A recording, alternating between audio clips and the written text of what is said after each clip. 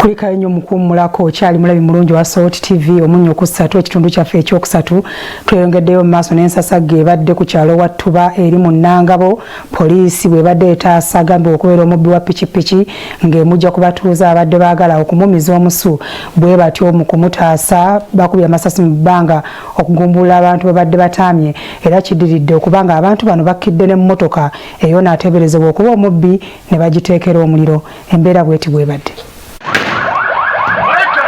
Amasasi ya gasi binyoose ku kyalo Wattuba mu ggombolola y'e Nangabo mu disitulikiti y'e Wakiso poliisi bwebadde etaasa omusajja agambibwa okuba pikipiki n'azitema sipeeya mu maka ge. Ensasa geno ebaddewo ku ssaawa 10 ez'akawungeezi k'olwaleero abantu bwe bazze nga balondoola pikipiki eyabbiddwa nnamba UEZ 258 ne bagisanga mu kazigo ka Senfumawire Katabira.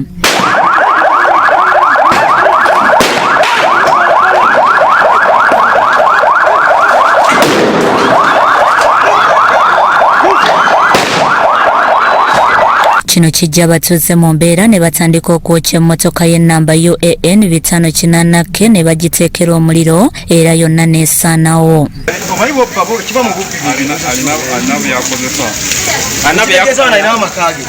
Bano tebakomye ku ekyo bamenye n'ennyumba ne bagikoona endabirwamu era ne mu nnyumba basanzeemu ebintu.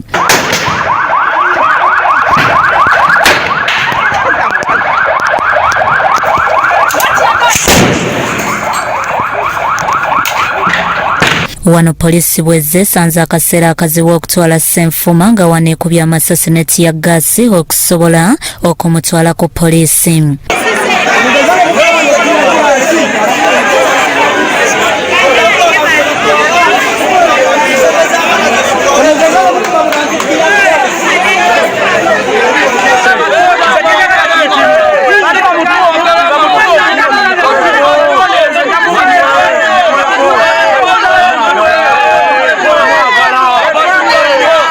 Mu kavuyo kano waliwo omukyala akubiddwa akakebe ka tiyagasi n'afuna obuvune era atwaliddwa ng'apookya.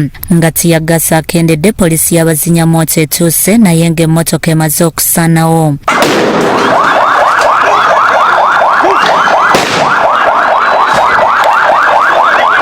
Abatuuze ababadde abakambwe bategeezezza nga poliisi bwe yandibamuwadde ne bamwekolerako.